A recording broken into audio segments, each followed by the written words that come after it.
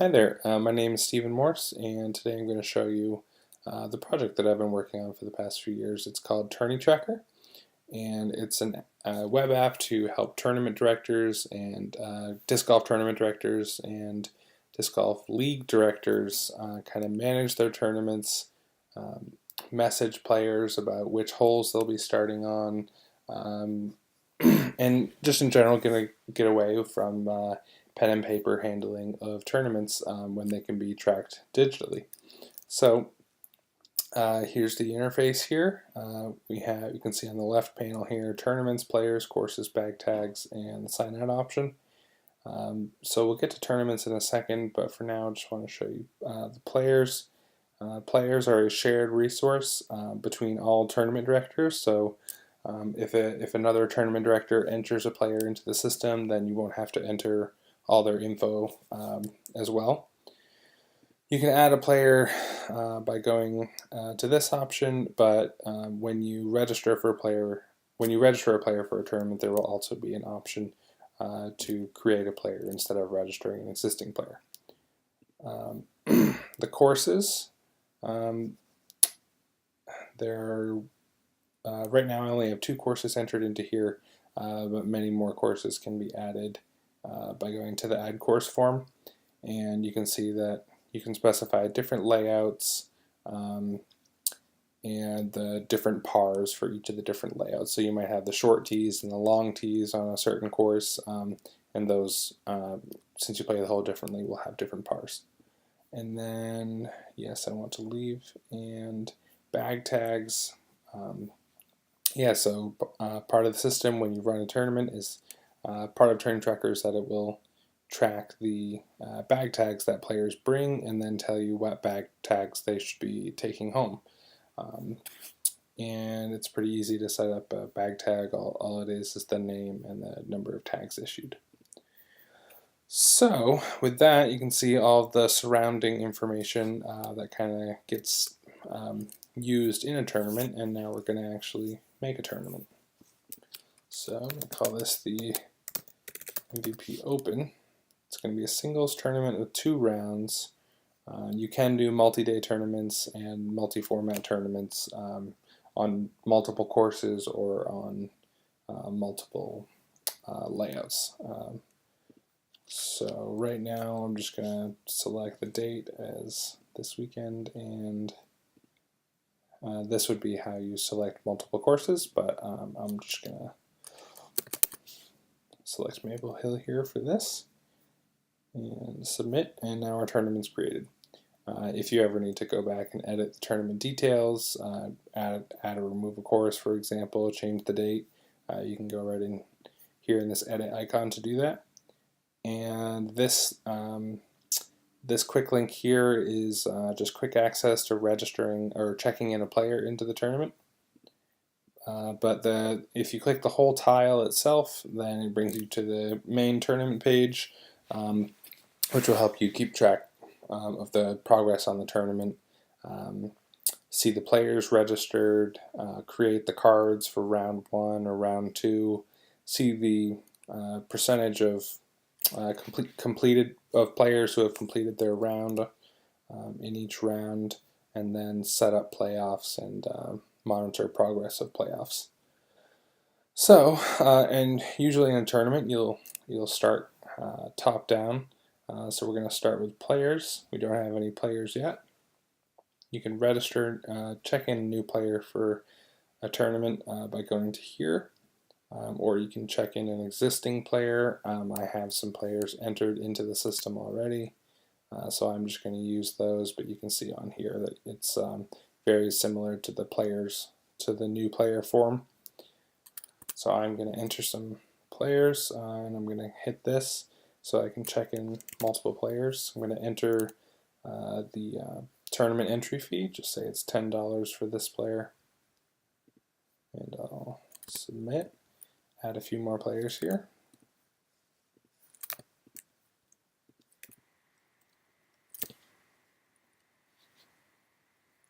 Alright, and I did want to show one other thing on this page. You can enter bag tags. So when players bring bag tags, you can track those in TourneyTracker. will submit this and go back to the players. You can see now we have 26 players registered to play in this tournament, spread between the various divisions. So go back to the tournament homepage here. So we've entered the players. The next thing to do is set up the cards. So you can click an individual player and then drag groups of players around, or just drag a single player around. And this kind of controls their starting hole for where they will begin the tournament. And I can select a whole card of players by hitting this card icon in the top right of each card, and I can select multiple cards. And there's also a feature right here where you can select by division. So if I want to say I want to put all the open players right here, or I want to put all the intermediate players, they're all down here, I'm going to put them over here. So you can kind of customize the starting locations of all the players according to how you'd like to start them, but the system will try to make some sensible defaults, and if you ever want to go back to the defaults, you can hit the Restore Defaults button here. Now you can see there's options for layouts here. So right now they're playing the gold layout. The color is not necessarily indicative to the color that the colors are just names, so they won't necessarily line up with the colors in the website here. But if I want to change the layout so I can say select pro players and use the gold layout, but if I want to say select the advanced players, select the intermediate, select the recreational, and novice, and I'm going to say all of you are going to play the reds, then you can see their layout option is changed here. So once you're done, you can hit submit, and now you'll see the start button is clickable. So it'll give you a warning asking you to make sure that all of the players have accurate phone numbers, so that we can text, so that TourneyTracker can text the players to tell them which hole they should be starting on. So you say continue, and it sends the players their messages. I actually have my phone hooked up here, and you can see that the most recent message is that round 1 in the MVP Open is starting. I'm assigned to start on hole 5 at Make the Hook. So that's kind of the communication that players will receive. And so players will go play their rounds. Once they finish, you can come back to the results section. And as players finish their rounds, the tournament director will either count up their, double check the math on their scorecard, or if they have kept track on a phone, then you won't have to double check the math, and you can just have them read you the number or look at the number and then enter the results here. So I'm going to go through here and enter the results for round 1 in this tournament. Okay, so I have the results completely entered for round 1. Now you can see that the percentage, the progress bar here is up to 100%. And so now we're ready to create the cards for round 2. The defaults will take some of the information from the previous round, such as the layout used on the previous round and the score, so we can kind of group players who are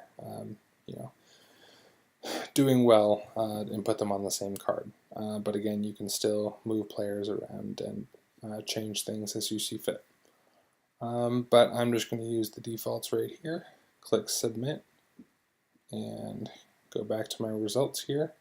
And then as players come in, you can enter the results for a card of players by clicking any of the players on that card.